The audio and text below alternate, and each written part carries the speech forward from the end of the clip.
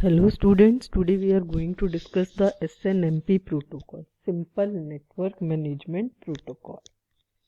Basically, this is a framework to manage the devices in the internet, right? So in that case, what happens? SNMP manages all the devices in the internet. What happen what are the parts of in that protocol? We have one manager, one agent, which keeps the agent variables. Both are connected with the help of internet and transmitting the data, right? Here we have the जो manager है, that is the SNMP client, right? And agent is the SNMP server. They both are communicating. As all of you know, client send the request for getting some information, then server will respond in the form of response. Actually, all agent variables having some information that is on the agent node, that is further returned to the manager. What SNMP do? In that case, there is a simple interaction is done between the manager and the agent. As I already told you, agents have some information, performance information in database. Manager will access the database from these values from the database. What manager do? Why manager require the information basically? Manager has to perform certain action periodically. For example, we have to reboot the router. Why router? Maybe it will have occupied many memory. In that case, we have to reboot the router also timely. So we have some counter value. On the basis of that, when its value will be 0, then router will be rebooted. What is the basic work of SNMP? When SNMP client wants some information from SNMP server, then in that case it creates a packet that will be to exchange the information, right? For that it needs some object variable names and their status value. So how it will get this? It will get this with the help of two other protocols, SMI and MIB. As the name predicts, SMI is structure of management information and management information base, right? SNMP uses the services provided by those two protocols to do its job. Now, how these protocols are helping this, we will see. Before that, we are seeing some example how SNMP work. It is a SNMP manager, which is actually the which runs the SNMP client program. This is the SNMP agent, which runs the SNMP server program, right? Manager wants to communicate, wants to get some information from agent. In that case, how request message is sent to the agent. For example, SNMP manager wants the information number of user datagrams, right? It is one object which information is kept in the agent. So first, as we know the name MIB, management information base, right? So first we will search the object in the MIB. Of course, you will search the information in the database only, right? So you will get that ID. In this ID will contain the object ID contain the information about the user data UDP datagram, user datagram. Of course, this is an integer value, right? Now SMI will encode this object. After that, this SNMP encapsulate this encoding into a packet that will further send to the agent with the help of get request message, right? So this is the way SNMP send the request message from manager to agent. I told you two, SMI and MIB.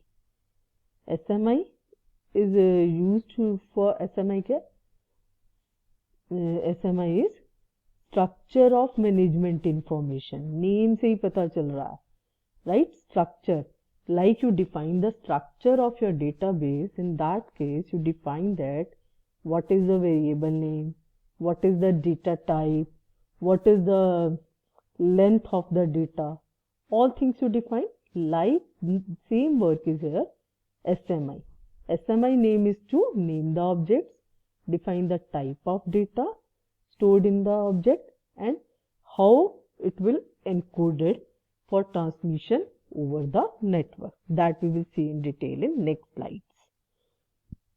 Second one is agent MIB, Management Information Base. It is a collection of all objects, base, database, like database, right? So it has all the collection of objects that manager can manage. Now we will see in the detail. First we will go through the structure of management information. There are three functions of SMI: naming object, type of data, after that how to encode the data. Right? These three work is done by the structure of management information. What SMI requires? It requires each managed object has a unique name. For that, it uses an object identifier, right? See the example. Here we have the root. Root has the null value. It is a hierarchical information, right? MIB, of course, MIB is a database. You will store the information in MIB only. SMI is to define the structure. So how we will do? If we are defining the name iso.org.dod.internet.management.mib.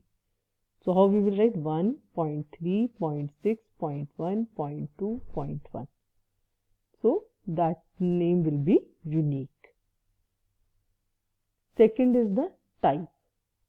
So it will use the fundamental abstract syntax notation, right? This is the form your object will be represents. And further it has the two broad categories, simple and structure.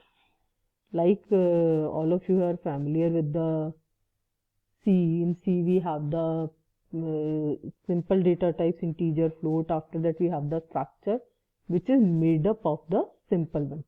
Same here we have the simple types, and structure type can be constructed from the simple ones. You see the list. Here we first 5 data types are from ASN 1.1, and these data types are defined by the for the SMI, right? Here we have the size description. You can learn some examples from here. Now we see the encoding method. Encoding method is used basic encoding rules. Basically it encodes the data into the binary forms. In case of encoding, we have the format. First we have the tags, then length, then the value, right? Tag is of 1 byte, which further decomposed into the 3 parts: class, format and number. In case of class contains 2 bit. Of course we will have values 00, 01, 10, 11. 00 for universal value, 01 for application, context specific and private. After that we have the formal data format subfield, that is of 1 bit. It has value for simple data type 0, for structured data type it has the value 1. Third one is the number bit. In case of number bit, further divide simple or structured into the subgroup. For example, universal class with simple format, integer has value 2, octet string has value 4 and so on. We have the different values for that. Second part of encoding method is length. The length field is 1 or more bytes, right? If it is 1 byte, most significant bit will be 0. The other 7 bits define the length of data. If it is more than 1 byte, then most significant bit of first byte must be 1. Other 7 bits of the first byte define the number of bytes needed to define the length. I told you with the help of example. Read the first line carefully. If it is 1 byte, the most significant bit will be 0. The other 7 bits define the length of data. For example, it is 1 byte, most significant bit is 0 and other defines the length. That means this value is 2, right? So here our length is 2, right? But if it has a more than 1 byte, then the first one byte होगा, मतलब leftmost byte होगा. In that case, it will be 1. Other defines how much bytes will be used for storing the length, right? Here we are using the 2 bytes to store the length. That's why here value is 2. If we have the 3 bytes, then it will be 1 1. If we have 4 bytes, 1 0 0, right? Now see that portion. In that case, when you evaluate this, you will have the length 260 bytes. It depends upon the how you use. That I have written already. The value field codes the value of data according to the rules defined in BER. For this I am not going in the detail. Here I am telling you just the introduction of this. Second is the MIB. MIB means what happens? It is a collection of objects that user can manage. We have the 10 groups of it in different groups. First one is the sys, general information, name, location, time. If, interface, physical address, IP address. At, address translation, information about ARP table. IP is related to IP address. ICMP is related to number of packets sent or received and total errors created. TCP has the information about the TCP only, connection table, timeout value, number of ports, number of packets sent or received. UDP, in case that contains the information about UDP, number of ports. SNMP, information related to SNMP. So what SNMP does? In case agent just reflects the behavior of agent, manager forces the agent to perform a task by resetting the value. Agent contributes to management process by warning the manager of unusual situation trap. And we have the 8 types of PDUs. These are some PDUs. Get request, for getting the request, get next request, get bulk request. If you want to get the multiple requests, set request to setting the request, response, trap, inform request when you want to inform the other manager. Report is not used till now, right? So that is about the SNMP. Thank you, students.